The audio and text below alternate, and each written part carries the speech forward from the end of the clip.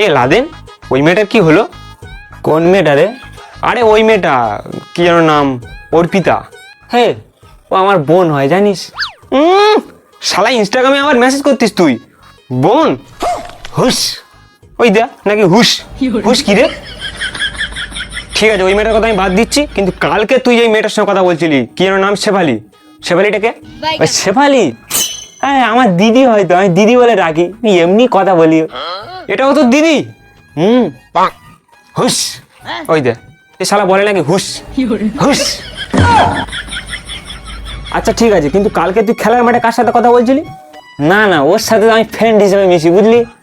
বন্ধু হয়, এমনি কথা বলি, মেসেজ করি হোয়াটসঅ্যাপে, ভাল লাগে।